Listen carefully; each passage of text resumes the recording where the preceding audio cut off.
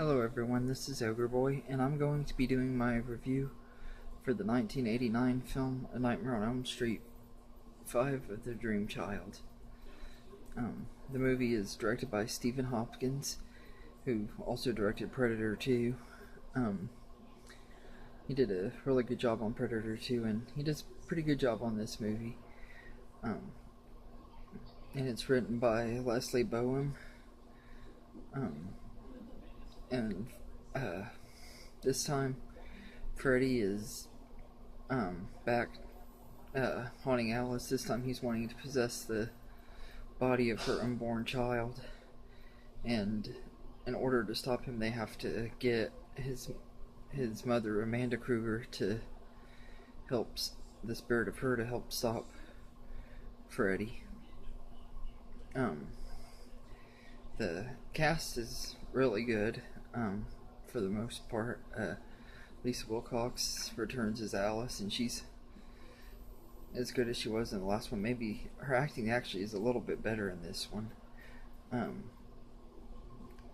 Danny Hassel returns as Dan, who Alice is now dating and is the father of her baby. He's in it for a little while. He's one of the characters that gets killed off and everything. His death is pretty cool for the most part. That, like, he's riding on this motorcycle and Freddy makes it where his body gets attached to this motorcycle, and he like becomes full, like the plugs and stuff from the motorcycle fuse into his body. It's pretty cool. It's not as graphic as it sounds actually, because I think the MPAA was having a hard time giving this R rating because the original version is so violent and everything, and so the studio of course interfered with to keep it from being too violent where they could get the R rating. The other characters in this movie are Yvonne, played by Kelly Jo Mentor. She's one of the final girls of the series. She's a likable character. Her acting is a little bit over the top at some points. Kind of a little bit of overacting, but she's not like a terrible actress. Just, you can tell this was one of her early things. She's been in other really good stuff since then, but Erica Anderson plays Greta, who has one of the most memorable death scenes in the film. Freddy feeds her until she just can't breathe. He stuffs her face till she can't breathe anymore, and her face gets all fat and chubby and everything. And then right before she dies, they show her in the human world, and it looks like she's choking on air, and she falls down. It's one of the most memorable deaths in the movie. And then you have Joe Seeley playing Mark, who is a comic book nerd, and as someone who loves comic books, I know I don't really read a lot of comic books, but I have read some and everything. I just thought his character was one of the most interesting ones. He's nerdy and relatable and everything, and I thought the way they did his death was pretty cool, because he looked like he was in a comic book, and when Freddy kills him, the color just from the sketch of him just falls to the floor. There's really good special effects on that. I think it was early use of CGI maybe, but I'm not 100% on that either. But however they did it, it looked really awesome. And Whit Hertford plays Jacob, the kid that's going to be Alice's baby. He's in the dream realm. He's like maybe 5 or 6 years old in this movie, and he's actually really kind of creepy and everything. And of course, Will Hertford went on to be the boy that Alan Grant probably traumatized in the first Jurassic Park movie when he was telling him about how raptors attacked people and stuff.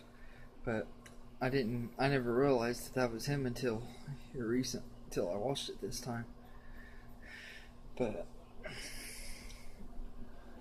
The writing for the most part is okay. I think the way they brought Freddy back was kind of silly and kind of didn't make a lot of sense, but I give these movies pass because a lot of times when the villains come back, things don't really fully add up. But besides that, the writing was pretty decent. The kills were pretty cool. I do wish that they would have been a lot more violent than they were, because it wasn't near as violent as some of the previous ones. Mainly the first and third movie had the best violence. And the second one had some really cool death scenes too, but you could tell that they were struggling with the rating and stuff on this one, and that the studio had stepped in to make sure that they did what they had to do. But the cinematography in this one was pretty good. Not as good as the first three movies, but it was at least just as good as the fourth.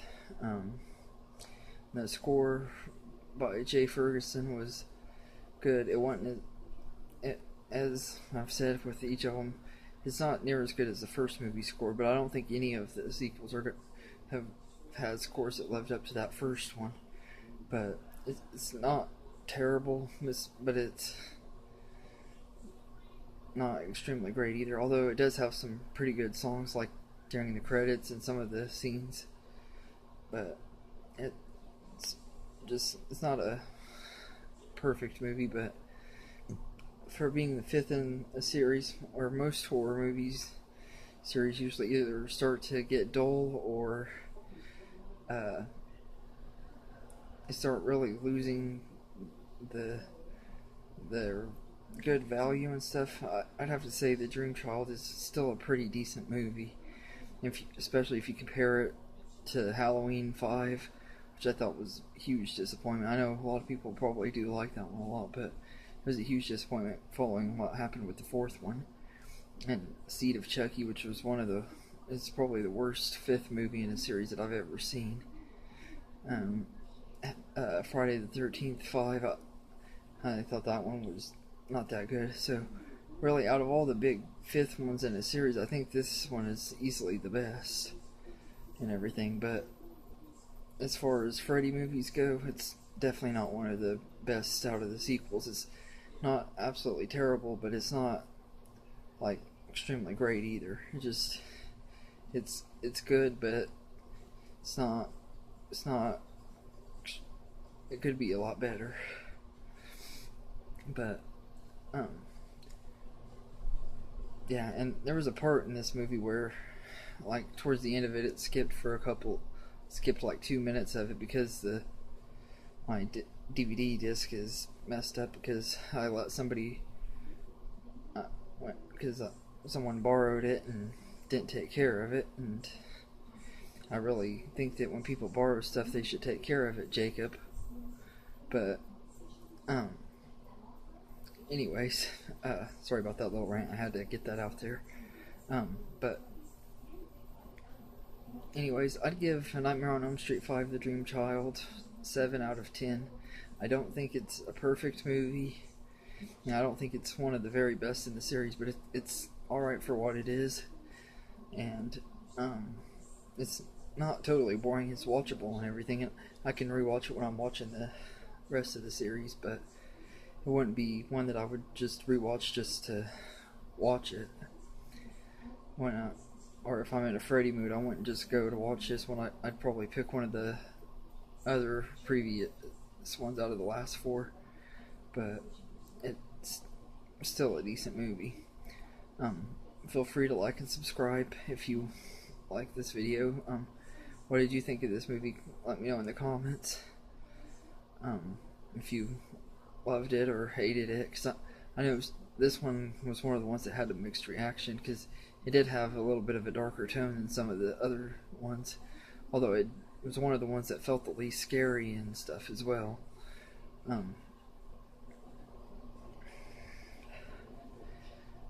But you can follow me on Facebook at OgreBoy1992, and if you love horror movies and everything horror, feel free to check out the group Killer Flicks. There's a lot of great people in that group, fellow YouTubers that do all kinds of videos and stuff for horror movies, and if you're a fan of horror, you probably will love it in there.